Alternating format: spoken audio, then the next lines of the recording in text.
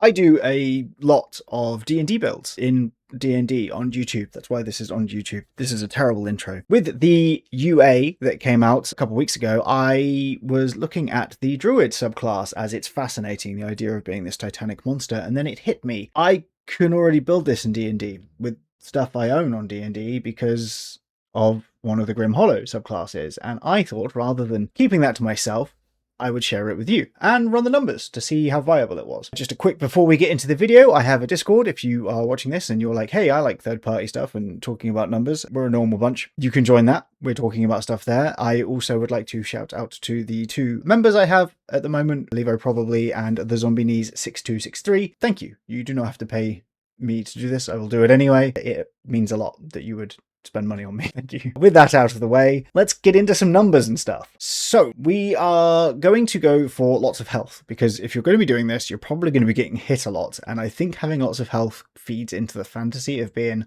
a big lad. So we're starting with the farmer background for the tough feat, but it also gives us the stats we want. So we're putting a +1 in con and a +2 in wisdom. We're going to go for just the humble dwarf.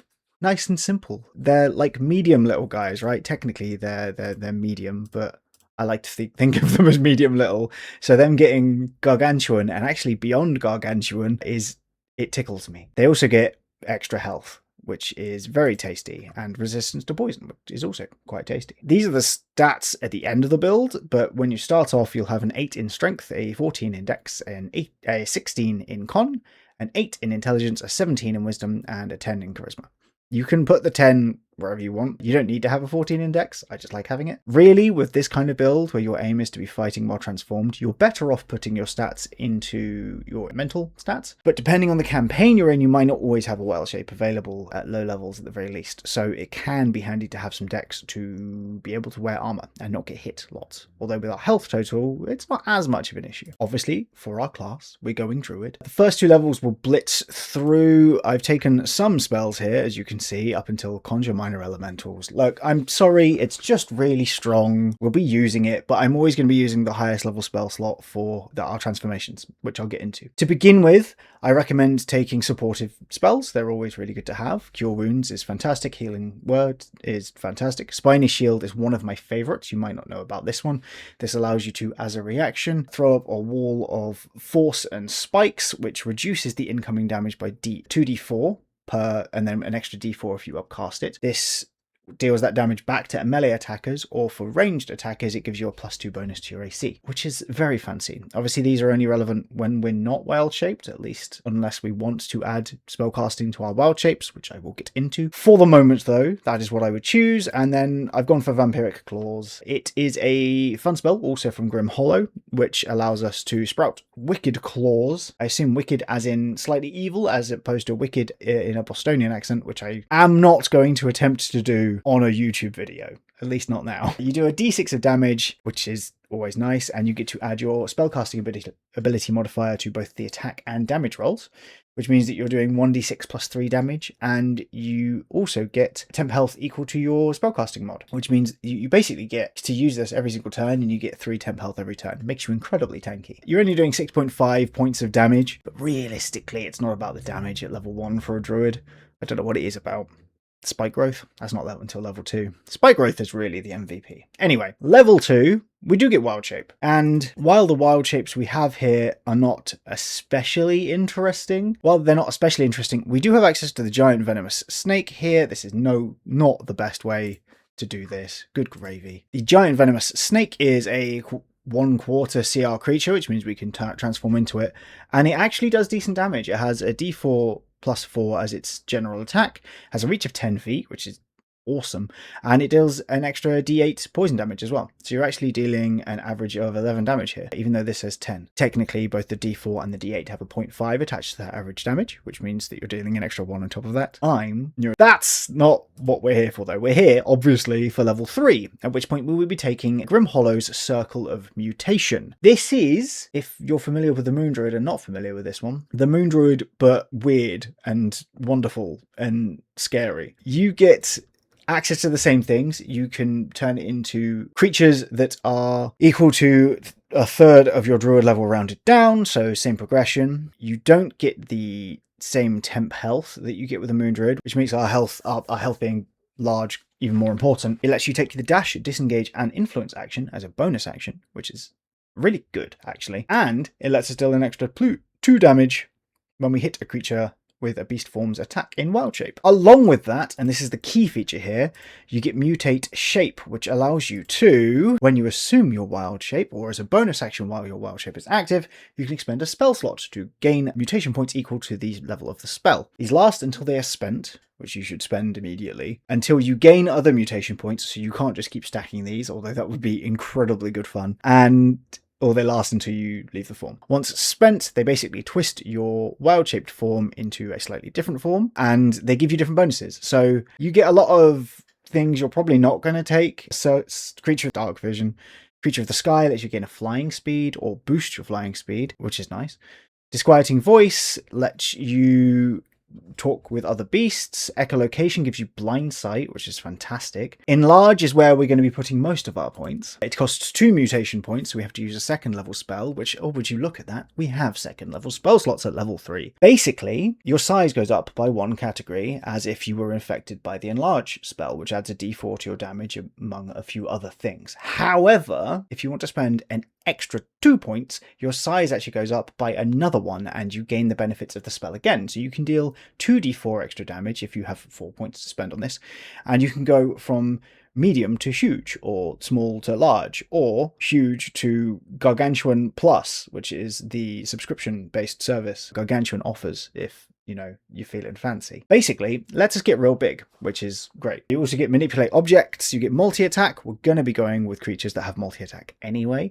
Natural armor lets you boost your AC. You can do reduce if you want to be a teeny tiny giant venomous snake or teeny tiny elephant. Venomous attacks is a good one. You can pay 2 mutation points to add 2d6 poison damage to one of your hits once per turn. It does say once per turn, so this would work on opportunity attacks, which is lovely. I'm trying not to instantly rejig the build to add 2 levels of Monster Hunter. We're going straight Druid with this, just for simplicity. You can also add 2d6 twice more, so you can spend 6 mutation points on this to get 66, which is strong. You can also gain a climb speed. As I said, we will mostly be using the Enlarge option, and at this point we'll be using the Lion here as our main form. It gets pack tactics, which is beyond good if you've ever been on the receiving end of it. Always great. It also has multi-attack straight off the bat. Level 3 multi-attack is great, especially when we're doing an extra 2 damage, and especially when we're also doing an extra d4 damage on this. So this is a large beast. Using the Enlarge means that we're actually going to be huge instead, and each hit we are doing only has a +5 to hit at this point, but deals 1d8 plus 1d4 plus 3, which is solid. That's 12 damage average per hit, which means we're doing 24 damage at this point. We can also make a roar if we want to try and frighten things, which doesn't work very often, but is nice to have. Level 4, I'm just going to take Warcaster. It's going to be useful for when we are concentrating on spells. Speaking of which, at level 5, we get 3rd level spells. You do get a couple of these, so you can spend a 3rd level spell on your mutation points, which means you can take something like 1 Enlarge and 1 Swim Speed, or 1 Wall Climbing. I really like the spider climb thing. I think it's very funny envisioning a lion just walking up a wall, but you can more or less pick your favourite there. I'm also going to recommend taking the Culling Sickle spell from the Crooked Moon. This basically summons a ghostly sickle, which you can command with a bonus action. Because we can concentrate while we're mutated, while we're wild-shaped, as you can with normal druids, we can still use this. And it gives us a great bonus action that does 2d8 necrotic damage, and also gives us temp health equal to half the damage dealt. It basically flies out 30 feet and comes back to you every time, so it's similar to Spiritual Weapon, but not quite the same. It does represent a fairly nice damage boost, though, when we do go up to 33 damage with this as well. Level 6 brings us CR2 creatures. The Polar Bear is one of your options here. I appreciate its chance to hit, and I do appreciate its damage, but the Saber-Tooth Tiger ekes it out in damage. While it does have a lower bonus to the damage, it does, and a slightly worse hit chance, it does 2d6, which is a lot more consistent than 1d8, and has a higher damage ceiling anyway. So we'll actually be doing 40 damage at this point between the Saber-Tooth Tiger 2 hits and the bonus action as well. We also get both the Disengage and Hide actions as bonus actions here, and a good jump if you want to be jumping. So 40 damage, which is pretty good. Level 7 brings us Conjure Minor Elementals. This is a bonus to our attack. Every hit that we do, I don't like this spell because if you're doing a damage-based build, it's the correct choice. And I do not like correct choices. I like decisions. You do not have to use this if you do not want to. You can keep spending your spell slots on Culling Sickle. Culling Sickle is still a great way to do things. You could use a 4th level spell slot with this to throw in an extra d8 of damage, and you'd be gaining more health as well, which is probably more useful most of the time, but this is worth noting. The damage also goes up by a 1d8 every spell slot we use, and we get an emanation, and the larger we are, the better the emanation is, because 15 feet out from you, if you are gargantuan, is a lot of space. So it is worth keeping that in mind. I will be including it damage from here on. I will not be spending our highest level spell slot on it, as I have said, but for the purposes of this, what this basically means is that we can now add a bunch of things to our attack, along with 4th level spells, which allows us to enlarge twice, which is 2d4 per hit. We also get Primal Strike, thanks to Elemental Fury, which adds an extra d8 cold, fire, lightning, or thunder damage to one of our attacks once per turn. This combined with the might of the Saber-Toothed Tiger and the Sickle, because we can actually, I meant to say this at level 6, at level 6, when you spend a spell slot to gain mutation slot points, you can actually regain a lower level spell slot. So we can cast our Sickle, next turn we can Wild Shape with a level 4 slot as the spell slot, regain that 3rd level spell slot, and that's the good stuff. That is the good stuff. All of that to say that at level 7, our damage goes up to 47.5. I think it's 49.5, actually. It is 49.5, which is good stuff. Level 8, the features are a little wobbly here. I'm going to go with Coldcaster. We can do cold damage thanks to Conjure Minor Elementals, but we can also deal it with our Primal Fury. And it allows us to make people's saving throws slightly worse, which can be useful with attacks we've got coming up, but also can be useful if someone else is trying to cast a spell on them. It's just fun,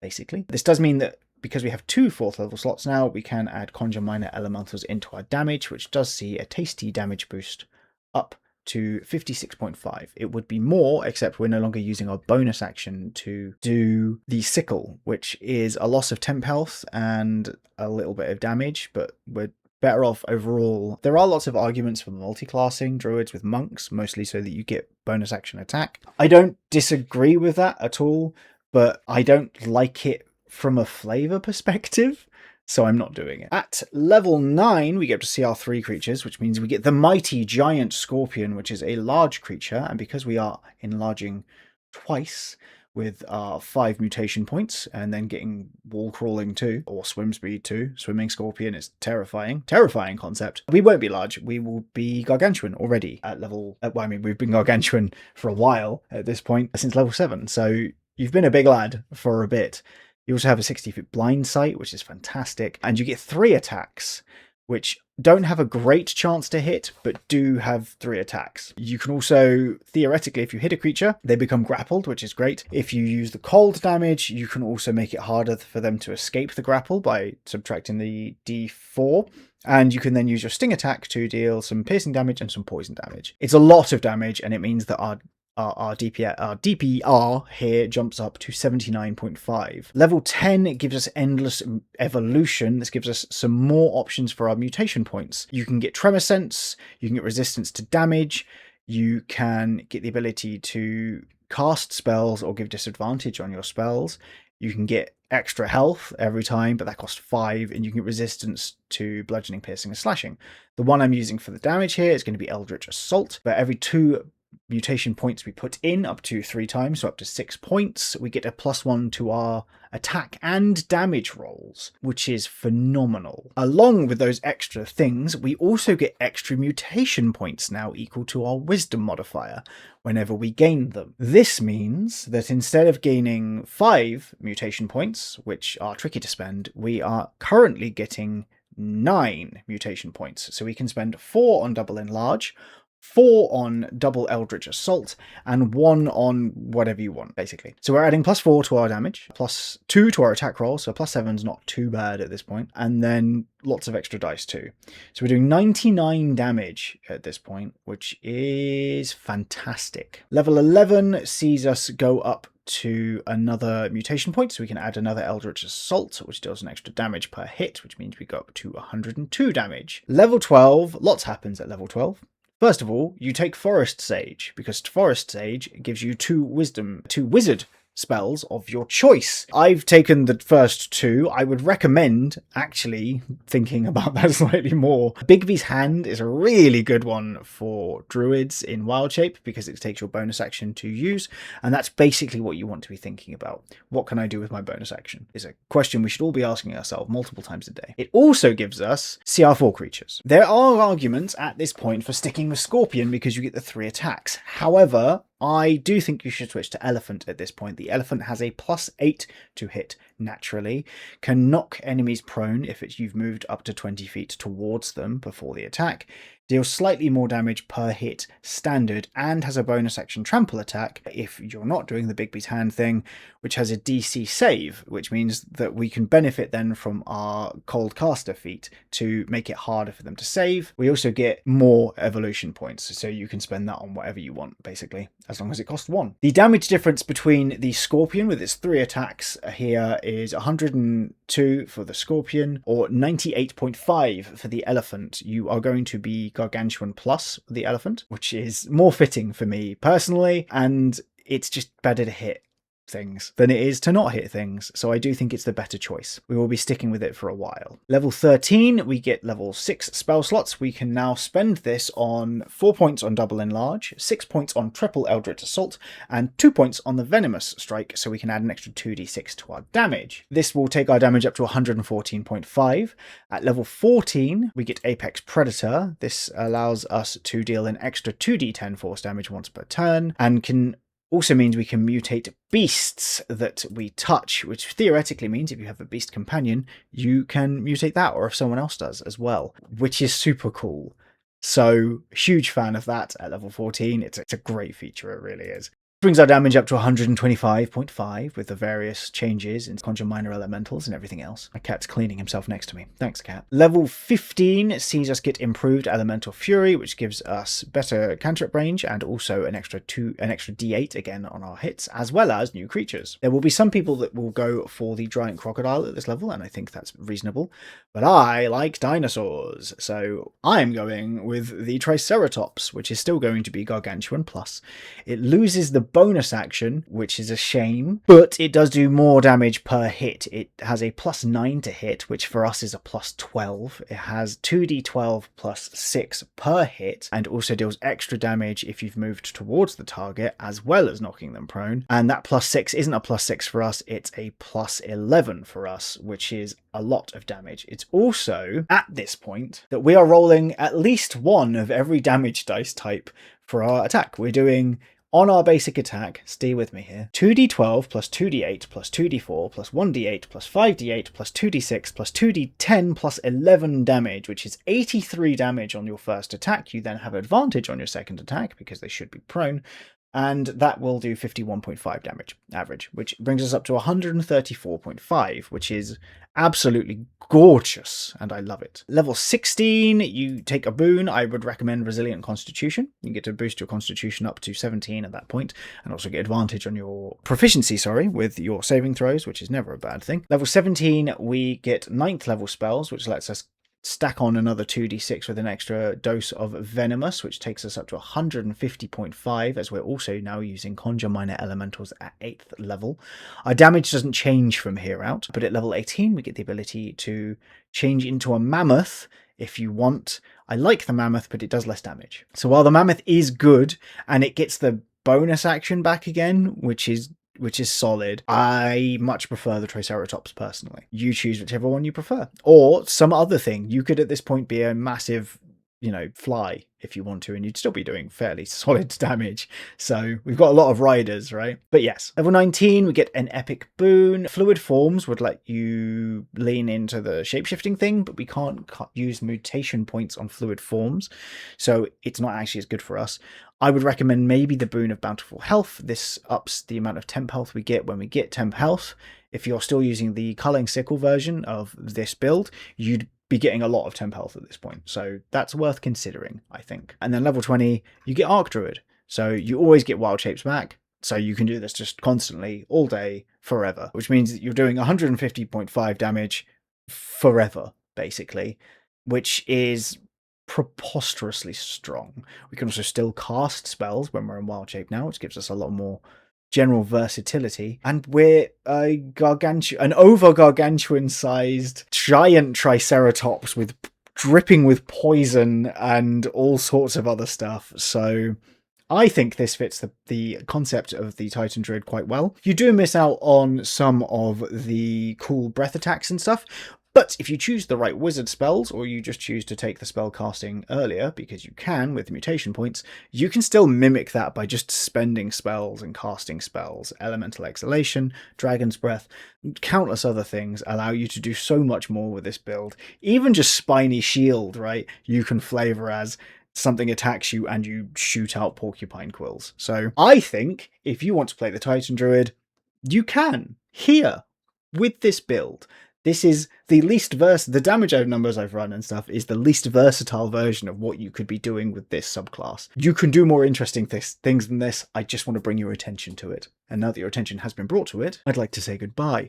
If you enjoyed this, please like and subscribe. I do appreciate it greatly. I will hopefully be reviewing the new dinosaur book on Thursday, but if that doesn't happen, I will be doing something else, because the lack of release dates does make my job as somebody that reviews these books a little more stressful and chaotic, but hey, we push on. Anyway, like and subscribe if you enjoyed it. You can like and subscribe if you don't enjoy it too, but that's probably not as efficient for you. So, don't do that. Life is short. Anyway, I hope you're doing well and continue to do well, and that you're going to have a week ahead of you filled with good stuff, good vibes, and anything else you're up to. And I will see you whenever it is that I next see you. And goodbye.